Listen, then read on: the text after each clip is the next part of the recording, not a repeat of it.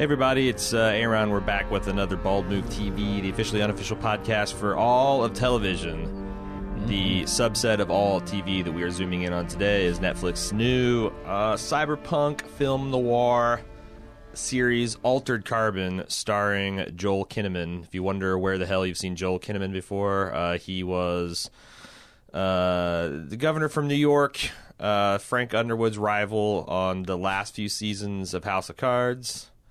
He's been in a few other things, but that's the one that I most remembered him from. Oh, yeah, he also played Alex Murphy in the updated RoboCop that came out a couple years ago. And he also had a minor role in Suicide Squad. But he's the lead guy in Altered Carbon. Jim, what did you think of this television show? I enjoyed my first two episodes with it.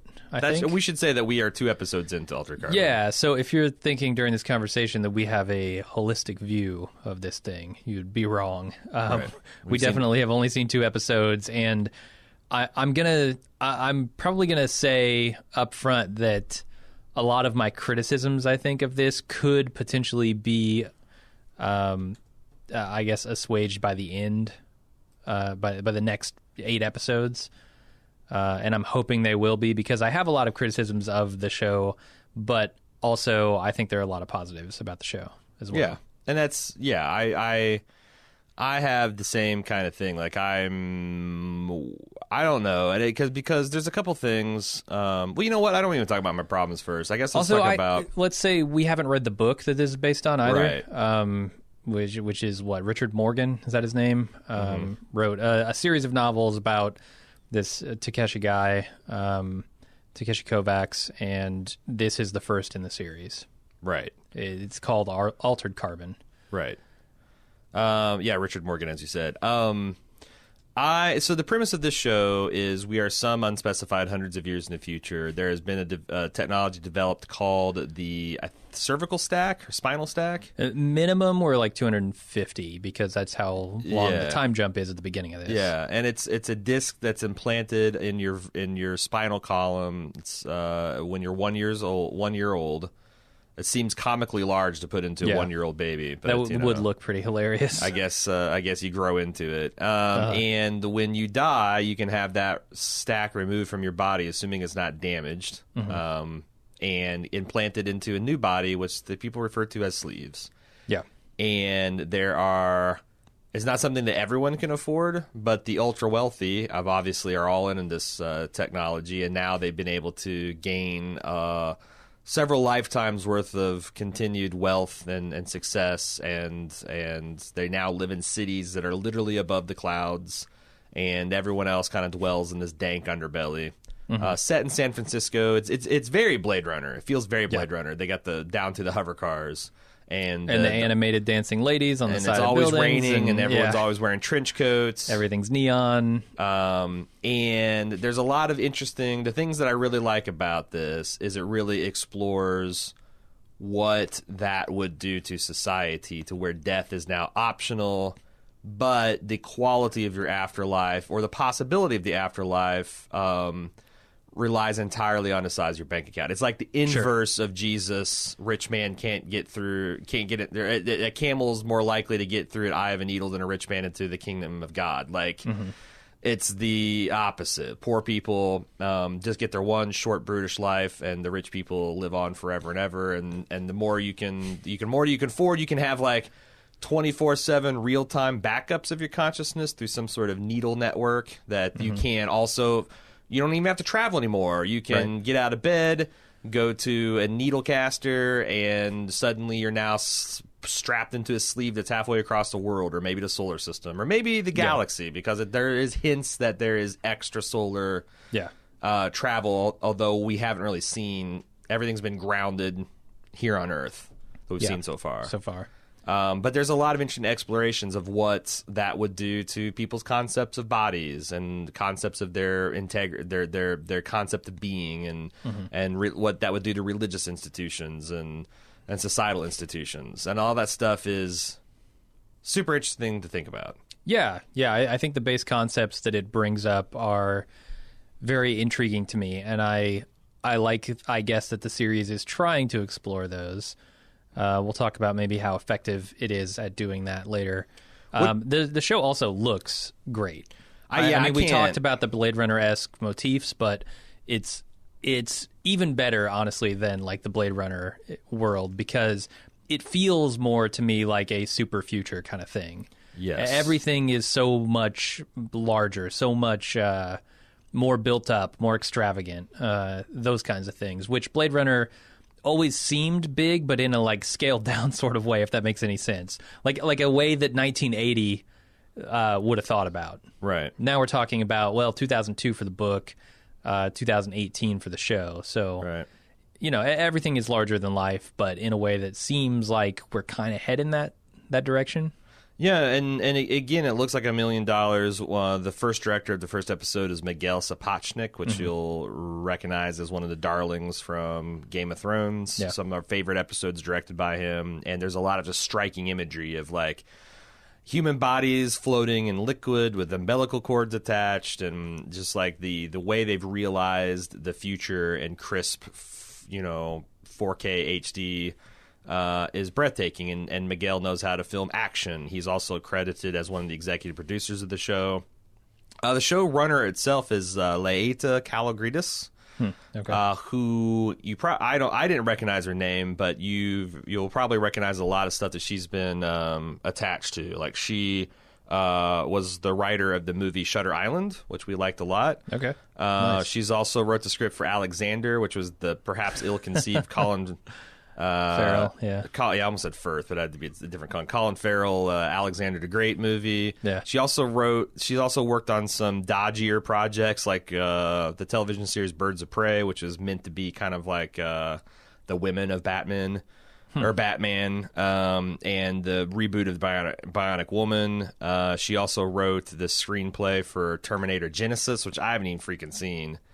But I mean, so what I'm saying is the show looks good, and it's got a decent pedigree. And I want to talk more about the look of it, because I mean, there's so much to talk about here as far as just the aesthetic and how they, represent certain things on the screen. Like, there's a lot of different, for lack of a better term, realities in this world that they go to. So you've got the real world, which is the really wet metropolis a la Blade Runner.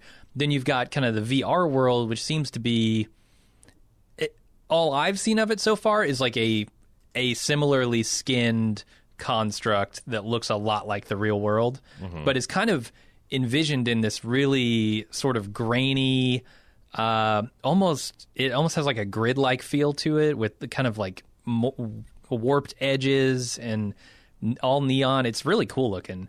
Yeah, I'm wondering if is that the VR, because that when we were introduced that was a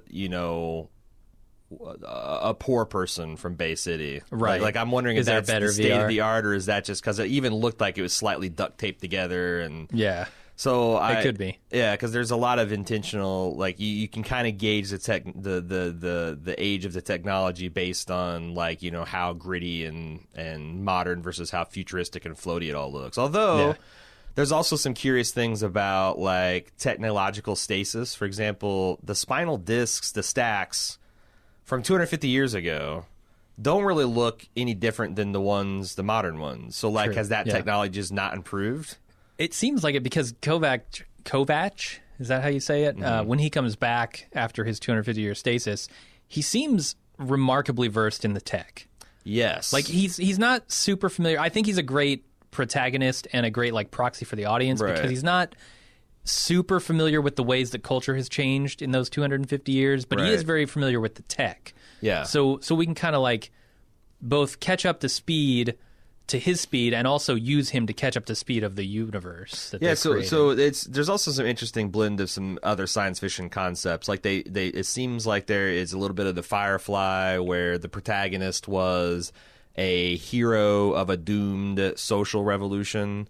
Malcolm Reynolds rebelling Brown against Goats, yeah. the Confederation, and this Kovacs character's rebel. He was a UN super soldier that it seems like was fighting against the I don't know, because we just found in his latest episode he also worked for Protectorate, but I guess he rebelled and tried to fight against the culture that he wakes up to, which is essentially the rich Meths, which are based on Methuselah, the concept of the man who lived in the Bible for 969 years. Yeah. That live in this clouds and kind of rule over this permanent underbelly of just, schlubs.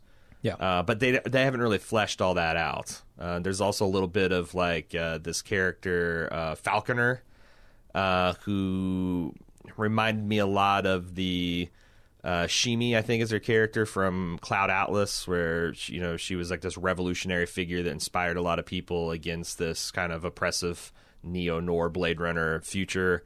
There's a lot of like remixing of these ideas, and I don't even know if they're remixing because Altered Carbon came out in 2002. I don't know when Cloud Atlas came out. Like some of this stuff, they might have gotten the idea from Altered Carbon and not the other way around. Right.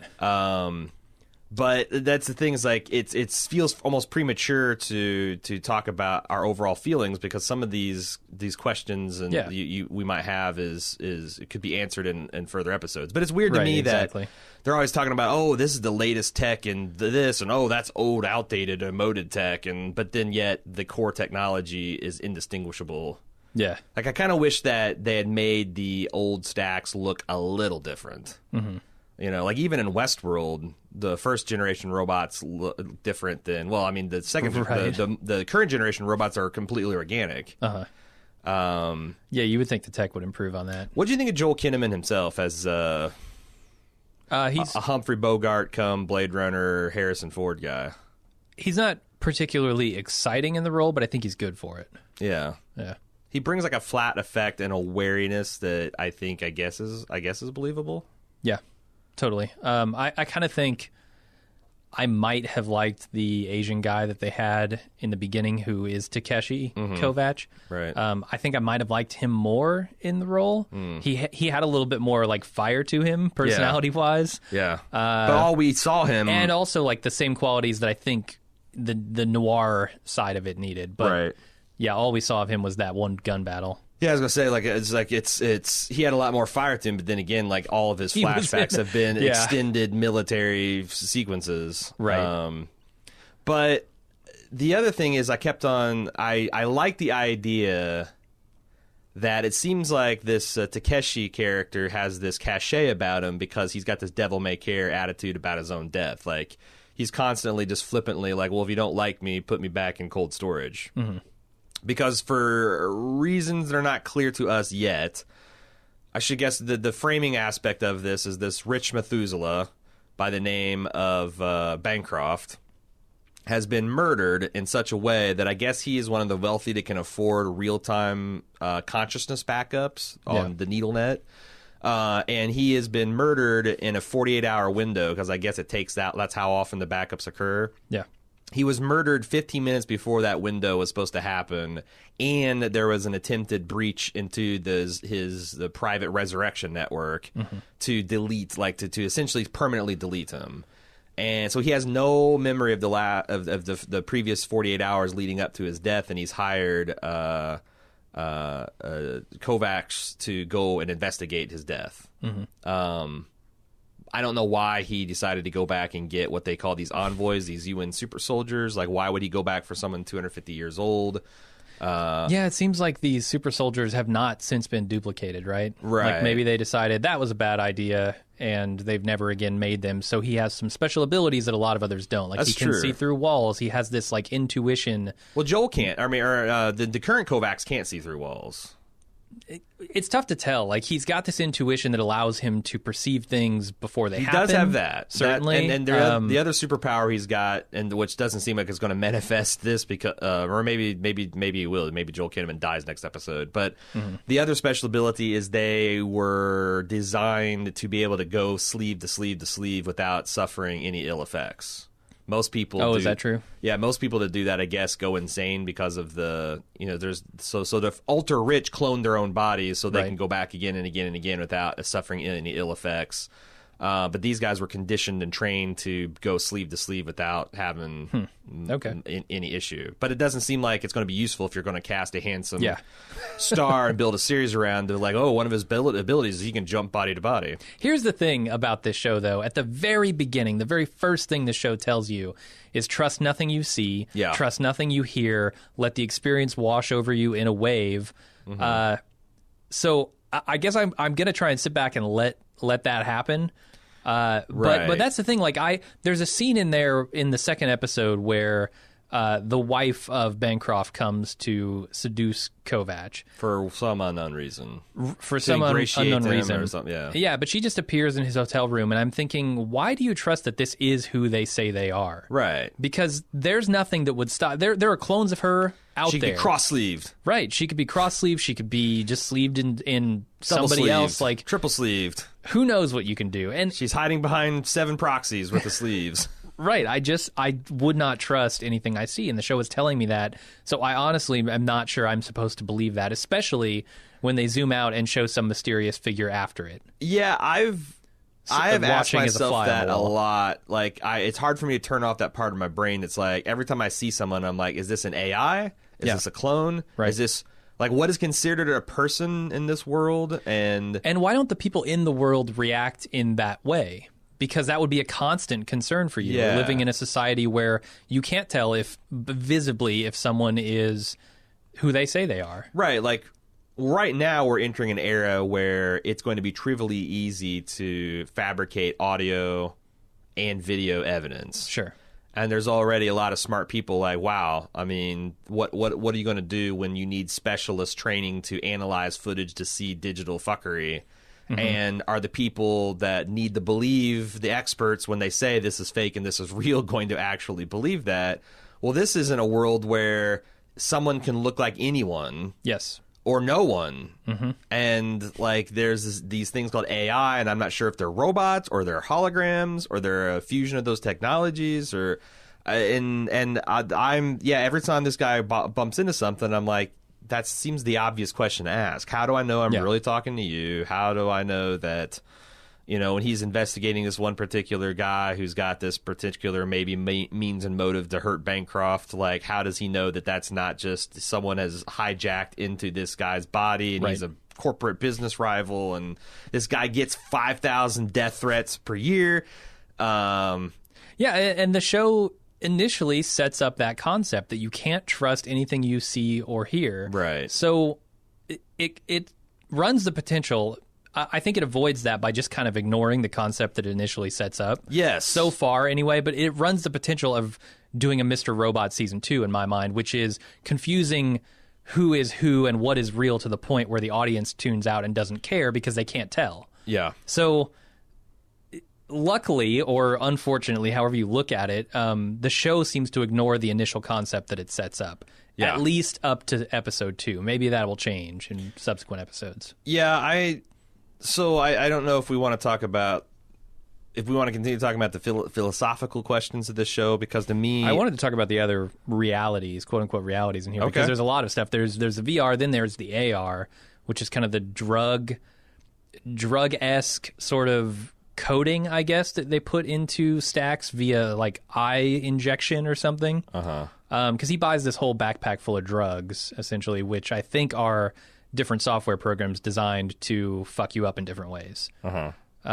Which I thought was really cool, both the visual representation of it and the concept of it, which is, hey, we can just, you know, inject this code into your thing, make you feel something weird for a while, and then she can come up, the police officer can come up with a thing and just block all that. Yeah. And you're back to normal. Right. Because it's not actually physically happening to you, it's code, you know? Yeah. I thought that was really cool.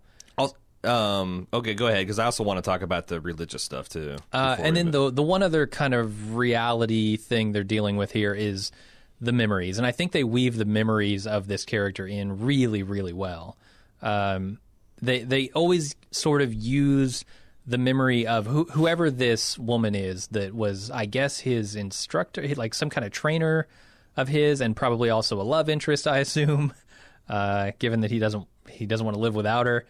The way that they kind of have her goading him on, essentially to just keep living even and finish this mission throughout the first 2 episodes. We I still thought don't was know really good. what the mission is exactly. Not quite.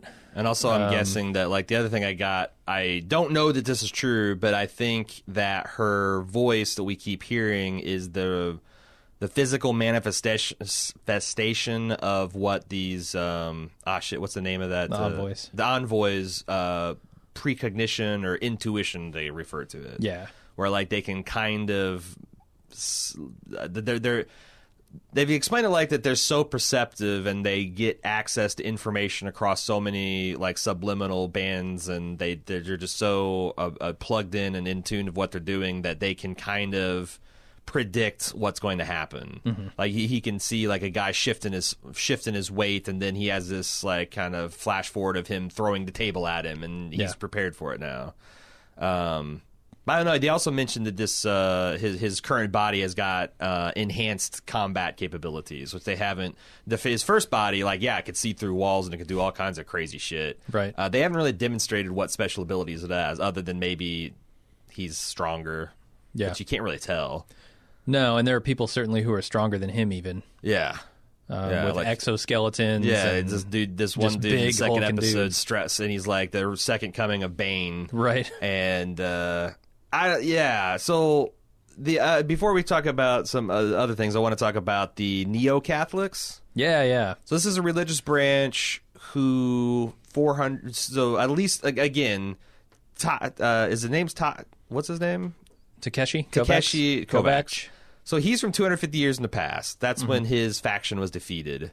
And so I'm assuming that maybe it's 100 years beyond that is like that's 100 years past when our, so like we're 350 years into the future. There's a branch of Catholicism called Neo-Catholics where they have altered the program of their stack to where they can't be recalled because they feel like they have souls. And, when you get re-sleeved, you're essentially subverting God's will, which is all well and good. I just don't know. I wish they would explain how that religious order is able to survive. It seems like everyone who believed that way would have died out and been replaced by generations. But there are new converts all the time, right? Like they talk about how somebody was converted, the daughter of the woman, the woman who fell from the sky in episode 2, right? She was a convert to that religion. Yeah. And so when she converted, she had that code installed. Yeah. So so I guess, is it more of like a lower class, upper class thing? It's like the lower class people don't have a hope for a resurrection, essentially, or not a real one. So it's kind of like the same thing in Christ's day. Like, you've got this divide between the rich and the poor, so the poor people cling to this idea. It's like, oh, well, even if we could be resurrected, we wouldn't. I don't know. I'm not sure if they're getting towards that or not, or this is supposed to be something. Because it just seems very hard for me to believe that 350 years into a future where people are, like, living forever and re-sleeving at will, and, like, death is a weird... Like, people are charged for organic damage because the true death is, like, very hard to administer, and it's almost like it seems like it's something that the state decides. Like, well, you fucked up so bad, you can't come back. Yeah. It seems odd to me that these people would have a religious institution that essentially says that's, I don't know. Yeah, and when they threaten, like, real death to people who double sleeve or whatever, it's like, Takeshi Kovacs didn't warrant real death? Right. He was a fucking terrorist, according to you. Right.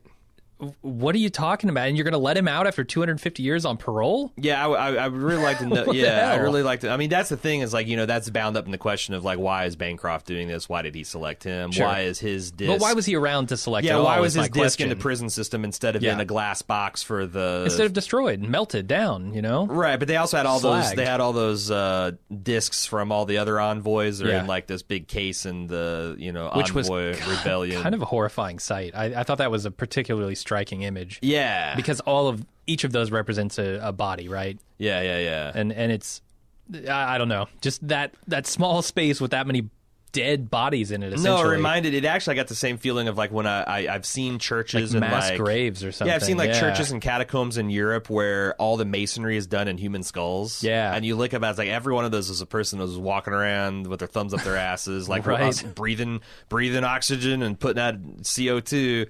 And yeah, like there's something horrific about where a whole person lived and breathed. There's this tiny little memento of them. It's like when they in war movies where they collect the dog Dog tags. yeah, and a pile of dog put them in a tags. pile. Yeah, Is same kind of deal. So that's some cool stuff. What It is, yeah. What other I mean, I just have so many questions about the concepts it raises, and I want to frame what I would normally frame as objections to.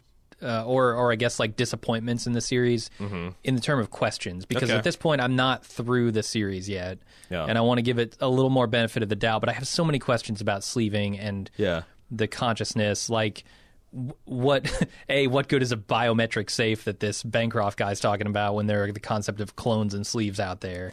Well, and Somebody could just sleeve into one of his clones and open his biometric safe. also Kovacs uses as payment in this AI hotel his own blood, and I'm like, Yeah. well, the fuck. I mean, I guess they re-registered the DNA when you get re-sleeved, but that They do. seems like.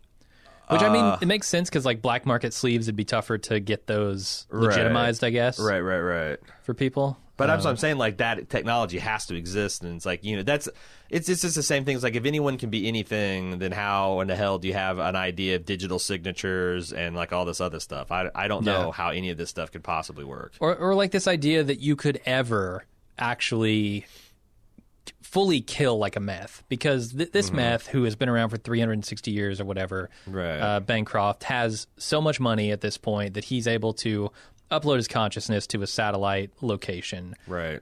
every 48 hours. Now, Right. why would he allow his full only backup of his consciousness to be on a network that could be accessed externally? Why not restrict it to physical access only and keep it locked in his biometric safe? Like, Yeah. don't allow people to hack your system from a remote location if it's Right. literally like you that they would be hacking and killing. I think We have that tech today. That's what I'm saying. It's Like, like, that's the Iron foolish Mountain, thing. right? Yeah. Like if you've got your backup and it's only something that it's mission critical and it's something that's connected to the internet, then it's at risk. Yes. So we have this concept called it's a company, and there's others like it, Iron Mountain, where they actually come and physically pick up your tapes, your hard drives, or whatever your backup medium is, and then ships that someplace where it's disconnected and it's climate controlled. Yeah. And it's got all kinds of redundant. And sometimes they'll ship it to different regional centers just to protect it from nuclear Make hundreds and hundreds of copies, ship them it's around always- to different planets. But that's the thing. Like, so I'm an IT professional. You're an IT professional. We know that. But like 99% of people probably don't think about. But I those mean, it's things. trivial to. It is trivial. Why don't the people in the bottom class, I guess, of what world we're talking about here, have their own backups? Because it is trivially inexpensive, even in modern day America, modern day planet Earth. I know. To back up all of your data. Yeah. You can spend $50 and you Yeah. can just fucking do it. Yeah. Now, I understand A lot of that people is don't. that is out of range of some people. I get Right. it. But the vast majority of people can afford that. Right. If it was your consciousness, if it was your life we're talking about, and you don't spend $50 to back that up, So I'm gonna make that devil's argument. It's already super stupid to not back up your family photos and your tax returns and all these other stuff. And as you just pointed out, there are turnkey solutions that are in reach of most Americans, and yet 99% of Americans don't do that. but it's not a matter of life or death. That's the difference. Your house burns down and you lose every bit of every archive that's It's a not sad on thing. I get That's what it. I'm saying. Like, I just think that people are so cavalier. But it's not your existence. It's not an existential thing. Do you have a will? No. Do you have life insurance? No, but that's not going to preserve me. Right, but I'm saying like those are equally kind of like no-brainer things that everyone should have that is thought about their mortality at all, and yet you don't, and you're a smart person and you have a realistic assessments of risks and dangers. I'm just saying like maybe they're saying that majority of people aren't that careful. That doesn't apply. I've never that doesn't had a apply cause to to. Bancroft. Bancroft Sure. has 100 people worrying about sweating these details for him. It should just be. But I don't know why there is this lower class that is seen as having having a backup of their consciousness completely out of range, because that Right. technology is just getting cheaper and cheaper and cheaper. No, you're right. I mean, the thing is, like, the only argument I think is like it would break the story they're trying to tell. Like, It would be a commodity. You would go down to a fucking Starbucks equivalent and get your Right. consciousness dropped into another pod, Right. and store that at home or store that at a friend's house. But I Like, could be persuaded that if we go through the Jim Jones no-brainer solution here, we cannot tell the story that we're trying to tell. Right. So now I want to talk about an unforced error. okay. We go. This falls under the category of like I talked about in Battlestar Galactica of like, you know what's cool, staying up for 24 hours. What's cooler, staying up for 7 fucking days under constant Cylon attack. Like the nth degree to make it super fucking impressive. There's a couple of low key examples of that in this storytelling. For example, the AI hotel, for whatever reason, they give a couple of reasons. The AI hotels have fallen out of favor because they get, too attached to their human hosts, and they're like a possessive girlfriend, and maybe Yeah. they don't like, it's a Hotel California, you can check out but you can't ever leave. Whatever. To the extent that the hotel that Kovacs checks into has not had a paying customer in 50 years. Yeah. Now, this place is lavish. This place is fancy. This place is consuming a shit Well-maintained. ton. Well-maintained. It doesn't look dirty or dusty or abandoned or sketchy at all. And how? If this was a Where are the virtual funds thing, like coming if he had plugged into if he had like Yeah. gone into a coffin and put some glasses on and all this happened, fine. But like some of that stuff is like, and when he goes like, why couldn't he have said, I haven't had a paying customer in 6 months because this is a recent thing that's happened. The AI, there was a famous AI hotel that murdered some people and now people aren't checking in. Like, I believe that this place is running out of capital, but how the fuck does this AI guy stay in business for 50 years without any income? I mean, That doesn't make any sense. no. No one made I him. agree with you. The only explanation I could possibly come up with is the 200 previous years were pretty lucrative. Yeah. Like they've been banking for a while, and then Well, maybe but- maybe close your shit down then, dude. Yeah, and yeah. go hit the A, because there's also like Oh, this. I really love this. Yeah, this AI community. The AI community where they're talking about their like different business ventures. Yeah, and this is cool. maybe Poe is just a really good gambler. He takes these guys, he Yeah. likes running his hotel, and he likes people, and he's hoping they come back. Maybe. Because the other AIs are openly talking about exploiting humans, and I think Yeah. like making snuff films out of them, and Of their experiences. Yeah. I think that's the hint of the one guy. He's essentially like, they're not spelling it out, which Mm-hmm. I don't know, because this show is not shy about extreme violence and sexuality. No, the AI stuff. I can't tell at this point if it is sort of an undercover, like behind the scenes thing that's happening, where the AI is starting to turn on the humans, or if this is something the humans know about and it's just part of an accepted Right. societal thing. Right. Either way, I find it super fascinating, and I Yeah. hope they explore it more. Right. Yeah, but there's a couple of other things like that. What was the other thing that really bugged me? You talked about the one, which is like, that might be a storytelling necessity. There is the AI Well, I that's wanna been in a know, hotel like- for 50 years. There's Where do sleeves come from? yeah, because they early on, like at the near the very beginning of this show, they set up the idea that the government has sleeves that they give to criminals once their time is served, or once they go on parole, and you just kind of get the sleeve that you're given. And they use the example of a 7-year-old girl who's put into the body of like a 60-year-old woman, and her parents are really dismayed that was the sleeve she got. because she was in a hit and run accident by a drunk driver, and the state's got a free Right. resleeving program, and this It's is like a welfare program for this is sleeveless. this is the scratch and dent stacks. sleeve that you get, Right, but where do those sleeves come from? Because I would think there would be, if anything, a shortage of sleeves compared to the number of stacks that they have at any given time. Yeah, but that just goes to show you how expensive the whole receiving process is. So I think they right, but mentioned where did they get like, that sleeve? Where did they there's get that old lady's prisoners. sleeve? Prisoners. I think when you're a prisoner, they download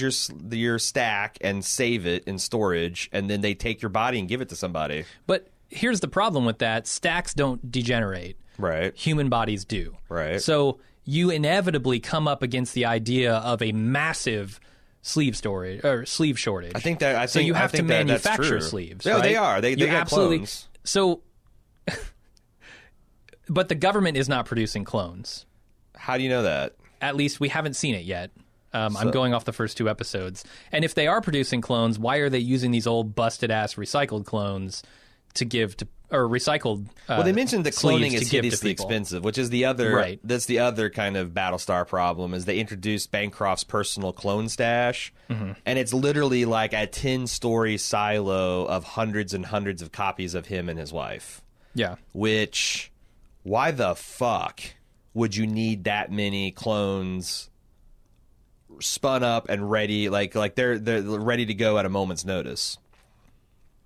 I don't know. I mean, for whatever reason. That's like I was saying, like it's like one of those things, like, you know, it'd be one thing if we went into like one Tony Stark style room that's a rotunda and it's got like 16 copies of him.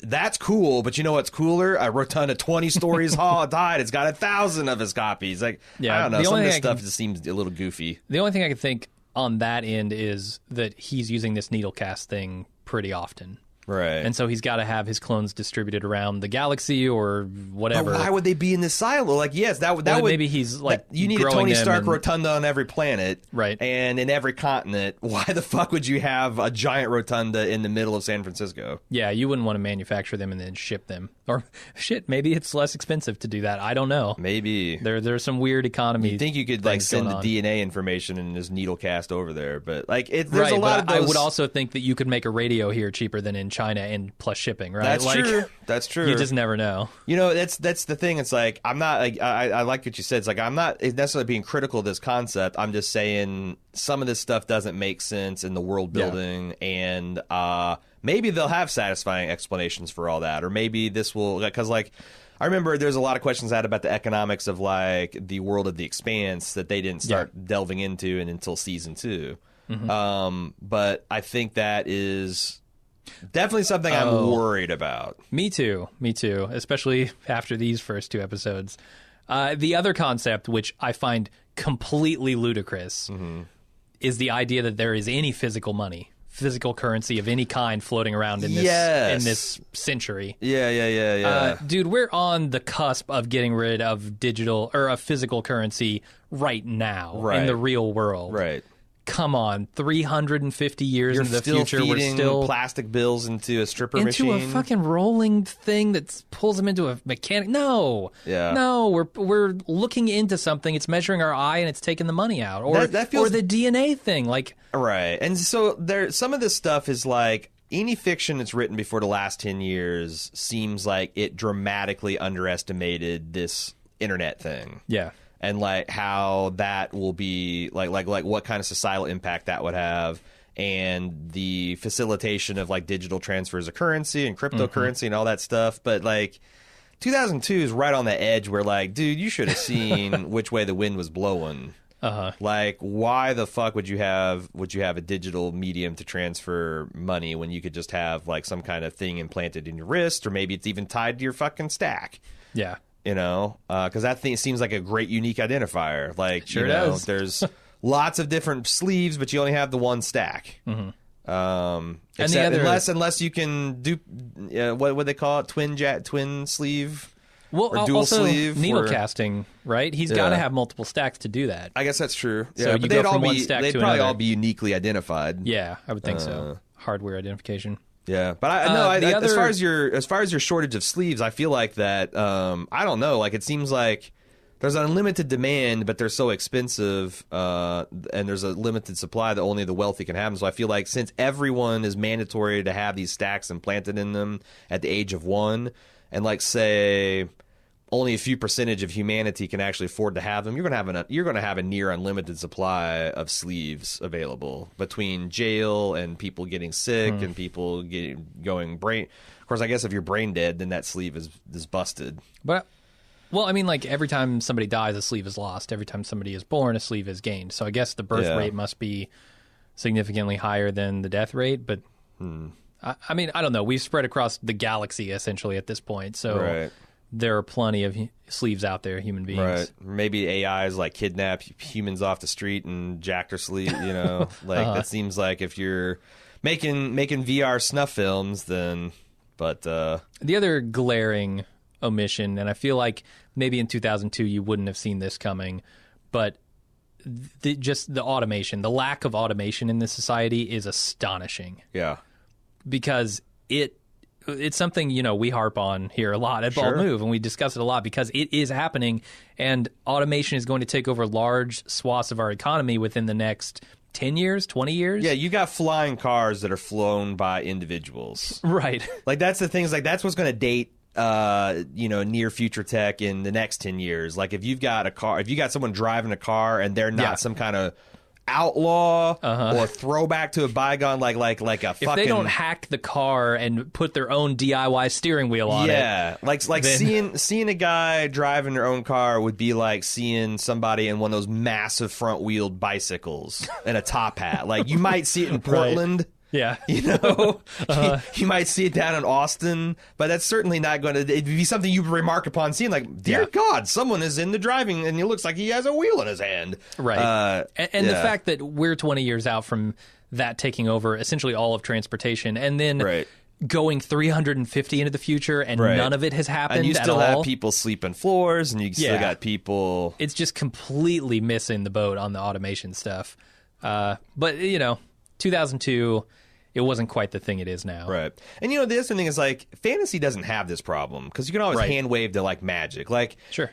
It's been often remarked on that George Martin's walls are, like, preposterously tall. Like, he describes them as, like, I don't know, 700 feet tall. And when the digital effects guys on Game of Thrones showed them their mock-up of the wall, he's like, Jesus Christ, that thing is huge. He's like, actually, George, it's half the size you said it was in the book.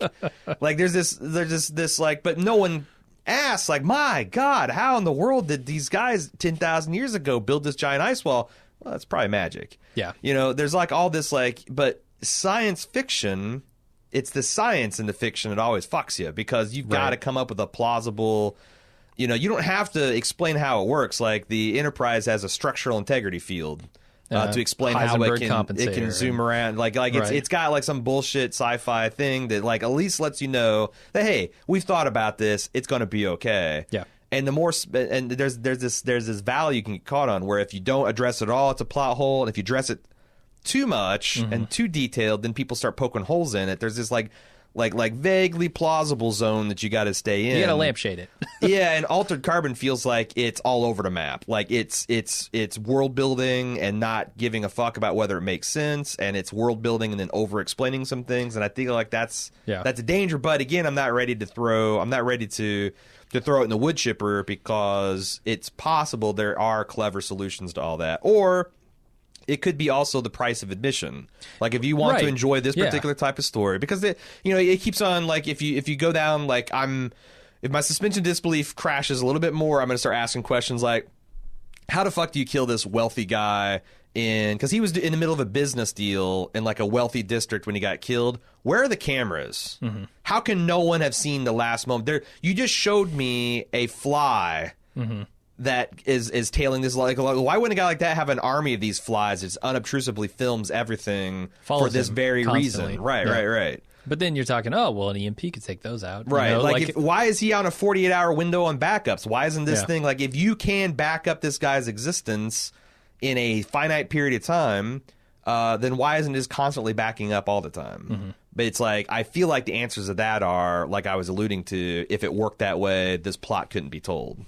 Sure. It's kind of like before cell phones were invented, there's whole types of horror films and mystery films and spy thrillers that just aren't possible. Right. Like you can't tell half of the shit that James Bond was able to get away. You can't do half of the stuff you can in old horror films because the reality is everyone's got a device that can summon police within several minutes and tracks your location to the nearest 3 meters and can also take high resolution video and pictures. And what happened to the grainy pictures of Bigfoot? since cell phones are techno. Where are the crisp 1080 pictures, motion stabilized pictures of Bigfoot? Yeah. We had all kinds of shitty, grainy ones, but now that we've got the ability to perfectly record our surroundings, suddenly there's no pictures of Bigfoot. What the fuck? The Bigfoot suit technology hasn't caught up with the cameras. Right. Why did miracles stop happening when we were able to take pictures and record things? Like, there's those hoary kind of limits to these science fiction worlds that if you stop and think about it, they don't make any sense. But if you, you know, how else are you going to tell the story? And that's the thing. I actually think this show, if you disregard like how you think the world would have changed in actuality versus how it has in this universe that they've created, it does some really strong world building stuff. Yeah. I think they use the screen time in the first couple of episodes to really establish a strong universe. And the sleeving stuff is some of the best stuff they do. I think like there are other things around the edges that they don't do quite as well, but I feel like when they came up with this concept of sleeving and the stacks, they kind of put a lot of thought into it right up front. So that's definitely the strongest part of the show, which is kind of the central theme of the show as well. So that's good. Yeah. No, you're right. And like part of me, the other uncomfortable truth is I feel like that this show treads on a lot of the same ground that Westworld does. Westworld was just a slower, more thoughtful take on that, and it still had problems. But like, if this movie was made 2 years ago, I think I would have had a lot less reservations because I'd just be so hungry for something that is pondering these issues. That's like, you know, fuck it, I don't care what other problems. Like, this is stuff that people kind of need to see and think about. Yeah. Because that's the other one of the jobs of science fiction is make you contemplate the problems of tomorrow before they get there, so that we're not just like completely oblivious to what's going to happen. Yeah. And that's one of the weird things is like I feel like automation and AI has gone from like, oh, you know, these fucking robots will never beat us playing the chess to like they're going to be running our lives in the space of a single generation, and we just weren't prepared for that. Absolutely. We weren't prepared to wake up in the morning and see through POs watching us jerk off or whatever. Like we weren't ready for that to happen as quickly as it looks like it's going to happen. And I don't see a lot of stuff, a lot of novels, a lot of fiction being written about automation yet. Yeah. And I'm kind of curious when that's going to happen, because like you look at automation, we were talking about this earlier, and a world in which automation has taken over is not a very compelling narrative, right? Yeah. Because it almost entirely excludes human beings. Now, I think in my mind the compelling thing there is how human beings react to it and how we try to get along with it and you know, sort of bend it to our will. What's the politics around it? Because otherwise, it's just like these computers doing lightning fast things that humans can't even perceive perfectly. Because like after my first episode, I'm thinking like, well, why are they sleeving in the bodies? Why don't they sleeve into like artificial constructs? They're like like have insanely fast reflexes and like fuck your combat augmentations. Like essentially everyone's living inside T-800s or whatever. But I'm starting to think of like, well, what would that combat look like if you've got like combat that happens on imperceptible human like it's entirely possible that like two AIs squaring off would look like a blur, and then one of them just gets disintegrated. But imagine how gets torn apart. It'd be look like a blur, and then a cloud of parts come out, and that's it. Would that be interesting? Use that. That would be fucking amazing on screen. Are you kidding me? Yeah. Like I don't know, because that's essentially how combat in Twilight works, and it's not. It's goofy. Well, it's goofy. Sure, two blurs, and then someone's head rolls out of it. I mean, but you could do things like, Kovac can actually slow time down to see things. Like when it's perceived through his POV, it's actually slow enough for him to catch, you know, and see the details. Whereas sometimes you could show it in insanely fast motion, and sometimes Kovac view. Right.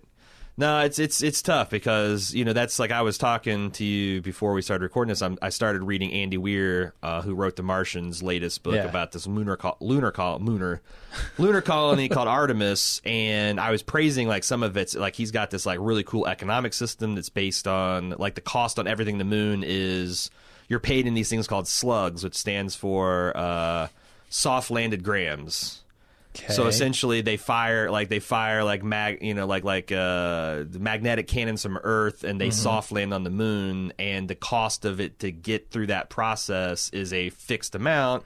So you can just essentially buy and trade those slugs. Like that's the real money on the moon. And that's a really are they worth like a lot more than the dollar? Yeah. It seems like they would. And that's the thing. Like only wealthy people can. That's the hook of the book. Is only wealthy people can afford to live on the moon. Yeah. But like a billionaire is not going to unplug his toilet, right, or sweep the floor. Right. So he's got to bring you have to bring this underclass of people that are living in these but they still get paid absurdly expensive rates compared to the Earth, but everything's super freaking expensive on the moon. Right.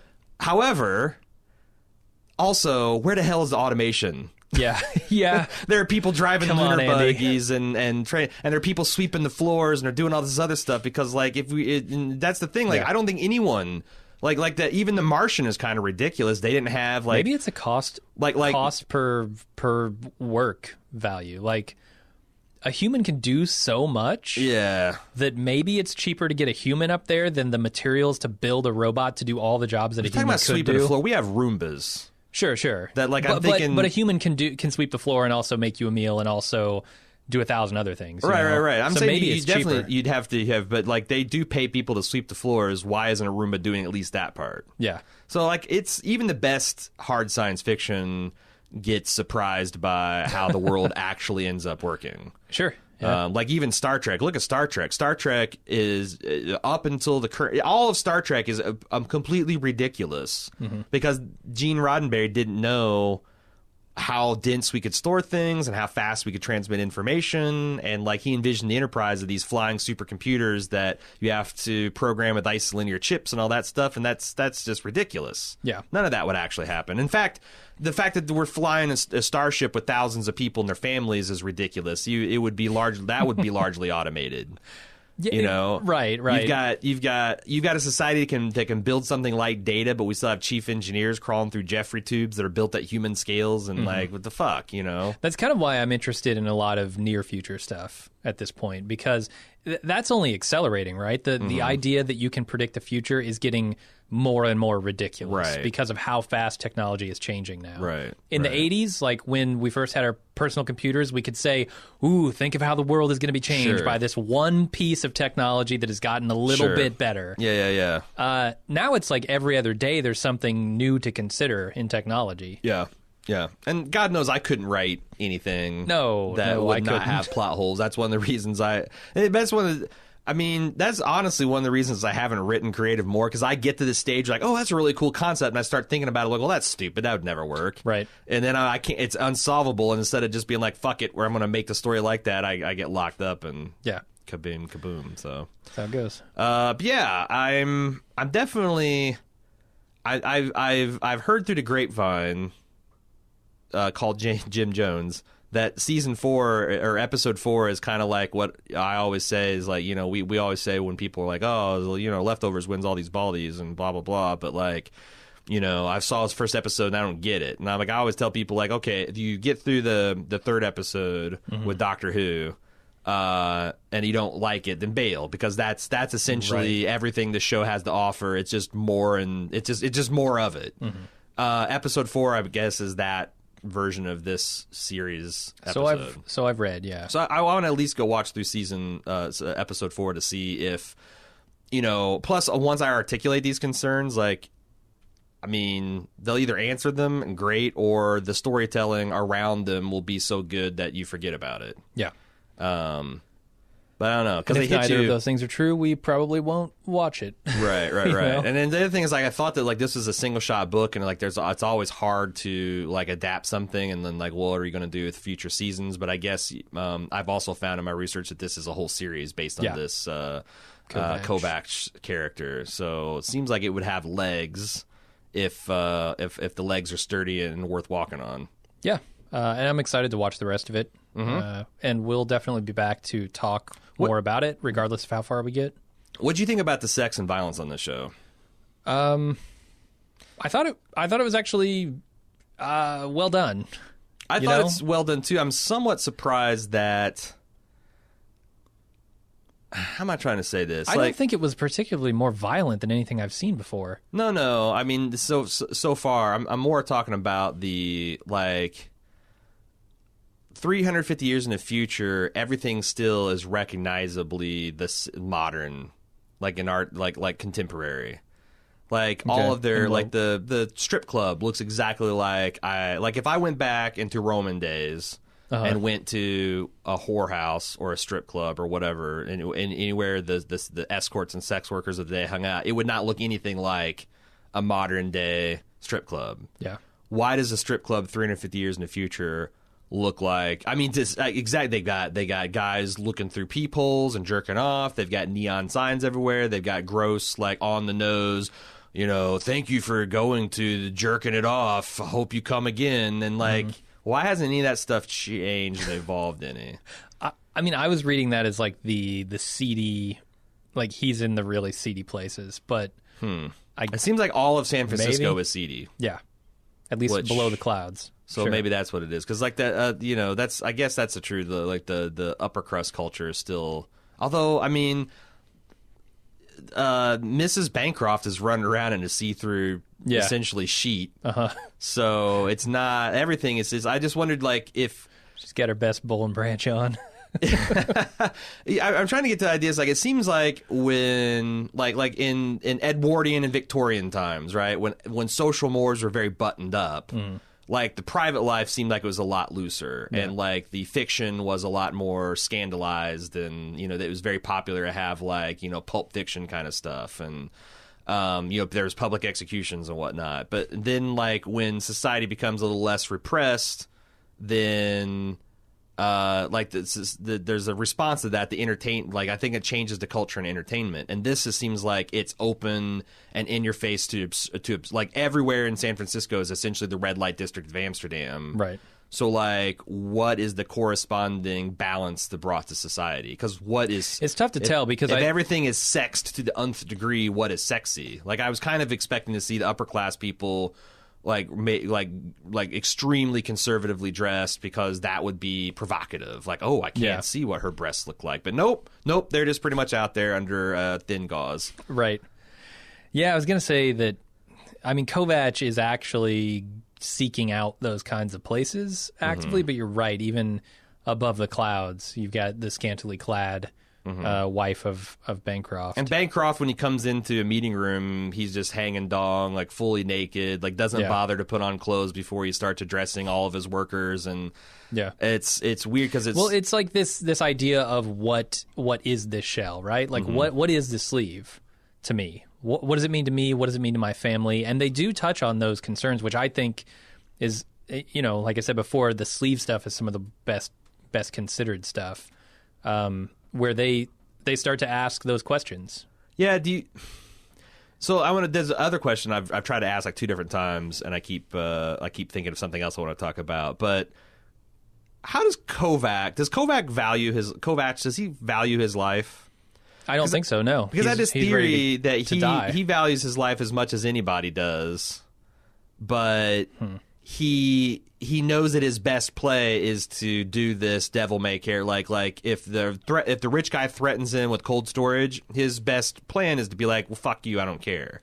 Right, but that's because not the what rich guy expects everyone to be like, oh my god, not that. Oh my god, not that. Like, because there's flashes where like he's had these confrontations with these rich and powerful people who could end him and give him the true death or whatever. Where afterwards it seems like he's a bit shaken, and also it seems like he does believe in this mission that this fucking Falconer woman has given her. Yeah. So I think he does value his life and feels like he has a mission, but he's playing this like devil may care just to kind of mesmerize the rich people. I don't think he does. I mean, we see a scene of him where he's ready to blow his own stack out, right? And the only reason that he doesn't is because the Falconer lady comes to him in a vision and says, "Don't do that. Stay on mission." Right. I don't think he cares whether he lives or dies. Well, I mean, so I guess it's to the extent that Falconer person is a part of him, because that's the other thing is like I don't know how much of this is an inner monologue he's having and how much of this is like some kind of weird fusion of his like slightly paranormal abilities, but like the unit that is his psyche and his sleeve and his special abilities combined doesn't want him to kill himself, or he would have killed himself. Sure. So I feel like that's kind of the interesting thing that that Joel guy is as I feel like he's doing a good job of playing that. Like he's wearing his like, well, fuck you, put me in cold storage is kind of like his leverage against the rich people and the police and all this stuff because it's a shocking attitude that no one in this world has. Right. Like even the hard-bitten military vet who's trying to avenge his daughter values his life enough not to throw it away because of the impact it would have on it. You know what I'm saying? But this Kovacs guy stands aside that he really doesn't fucking care. Did you get the impression that Except for he does. the woman in the first episode who's killed during the firefight with the Asian Kovac might actually secretly be the Falconer? Yeah, that she was her. As they haven't confirmed that, okay. But I mean, I don't know why. Certainly is, right? I'm. Although this show tells you not to believe anything you see. Yeah, so. Let the experience wash over you. I also feel like there's a little bit of hint of the fact that the way they talk to each other, that she was not subservient, but she was less experienced and less connected, and he was like the boss. Yet in any time where she appears as the Falconer, it seems like she was always the leader. Right, absolutely. So I don't know why they would be having these private conversations as if Kovac is the senior mentor and she's the follower that has less abilities and and. Well, I mean, she could be his superior officer and also have less abilities, like sure, the envoy thing. That she might not be a part of that, right? She might just be the commander of the unit of envoys or whatever. Right. Okay, I think that I definitely had. I'm just not sure yet. I definitely had that thought as well. I just like it's hard. It's we don't know enough to be sure. They also could because he refers to her as a friend in a later, like when he's talking to that one girl at the Envoy Holocaust Museum. It's also possible that was his sister. His younger sister. Yeah. Because don't they have like flashbacks of them playing together and stuff? I think so. Okay. But it's tough because again, are we sure that Kovacs was he always was he born Asian? I think so. His first name sounds Asian, but his last name I doesn't. think I want to say this is the first different sleeve that he's been put into. Because he survived whatever battle took out the rest of the envoys, right? Yeah, but I guess, but then again, they say one of the envoy special abilities is they can jack into all kinds of different sleeves and be combat operational from day one. So but they're his using freak that... out in the beginning of seeing himself as a white dude. This seemed odd based on what I found out later about his abilities and the life that I think he would lead as an envoy. Yeah, so it'd be like James Bond waking up in a tuxedo and going, "Ah!" Like having. Well, in the book, apparently it's like an identity thing, like an Asian. Like he wants to be an Asian man, not a white man. He identifies as that, so he's very dismayed by the fact that he's put into a white man's body. Apparently, I haven't read the books, but that's what I read in an article. I wouldn't mind a little bit more of that, like why that would be the cultural attachment to your race and identity at that point. Yeah, and I wonder how far into the sleeving generation he was locked up during. Right. Like, is this something that culture had adjusted to, that society had adjusted to, this idea of sleeving, or was it a pretty new thing at the time? Yeah. Because that could explain why he's so freaked out about it. I don't know. Yeah. Yeah, like I said, like you said, we don't have enough information. But 250 years into the future, it's clear that sleeving is just the norm, right? Like there's also like a class disparity here where the wealthy can just take on sleeves. They don't really have much attachment to their bodies. Right. In fact, you can there's advertisements for people to they're like car upgrades. Like these naked women saying, "Put your wife inside me," and then the implication being, "Then put yourself inside your new hot wife." Whereas I could see the attachment to the body in the lower class because they can't afford to re-sleeve. Their body might be the only body they get simply because they can't afford to buy a new one. Yeah, that's interesting. That's one of the few kind of like lotteries, like genetic lotteries. Like you can be born beautiful. That's such a huge advantage. And in a future where you can be re-sleeved, you can look like some fucking asshole. Right. Being wealthy is the only like real advantage. Being born wealthy, you can look like a grotesque being and then afford to have a hot new sleeve. Right. But But then, like, yeah, how does society adjust to that? Like, it's like kind of crazy, like, when Tom Cruise gets his teeth Invisaligned, when he's 40, like, isn't that weird? Like, you're one of the most conventionally beautiful people on the planet, but like, you want your teeth to be perfect now. How do we feel about? Or that one girl from like Flashdance who had a very distinctive nose. Oh yeah, and then she got it fixed, and then she didn't really, because like that's the thing that made her special. Like, I wonder, like, what does the paparazzi think when some dude re-sleeves into a different look, as I like talked about, like, oh, who are you wearing? That's literally, a really good question. Yeah. What skin are you wearing? Literally, I don't know. There's a lot of like interesting societal questions that the show does not seem to. They haven't addressed in to episode address 2. or touch on. Yeah. We'll see if they do. How dare in they? Future episodes. How dare they? They haven't given me all the information in the first 2 episodes. Sons of bitches. I'm out. Speaking, I saw that Alex Graves is another Game of Thrones darling, a little bit more controversial than Miguel Sapochnik, is credited as a director of 2 upcoming episodes. I think that episode 3, for example, coming up. Maybe AMC should take a look at some of these shows and say this is how you crew up correctly. You take directors and writers and producers from other well-known, popular, successful TV shows, and you do that, as opposed to taking unknowns from SpongeBob. Yeah, yeah. Like, although there were rumors that this show cost $150 million to make. All right, Walking Dead could afford it. That, you know what? That's tantalizing. The idea of what would $150 million season 2 of Walking Dead looked like. Mm-hmm. Probably not even as and hard. a 10-episode one. Probably not. Yeah. What are you gonna do? All right. I was gratified to see that this is not the cursed 13-episode season of Netflix, because every time I see that, a little part of me dies inside, because I'm thinking this is not the ideal number of episodes to tell the story. This is just what Netflix wanted contractually to hit whatever fucking metric they've got. Yeah. As soon as I saw it was 10 episodes, I'm like, all right, I feel like there's not going to be a lot of fat on this here carcass. Yeah, and it's not actually. I don't think it's produced by Netflix. I think this is one of those Netflix originals that is purchased. Yeah, interesting. From another production company. Yeah, I guess this has been in like 15-year development hell. Has it? And yeah, like and finally the rights to it lapsed, which is how Laida was able to snap it up. Okay. But yeah, she did. She got some of the best in the biz, and we'll see how it goes. But are we entering a golden age of science fiction now? I hope so. The Expanse. Yeah. We got Altered Westworld. Carbon. We got Westworld. We got Star Trek is back Trek, and compelling. Like, science fiction is dormant for a long time, just like In fact, in Star Wars, if you want to throw that hat into the ring, fantasy was dormant for a long, long time. And then it came back with the Lord of the Rings, and then it's not really ever gone away. And I kept on thinking, like, I like Lord of the Rings. I like Game of Thrones. But where's my sci-fi? And it feels like in the last 3 years, it's just... they Black rebooted Mirror. Blade Runner. They got Black Mirror. There's a lot of really quality science fiction shows on right now.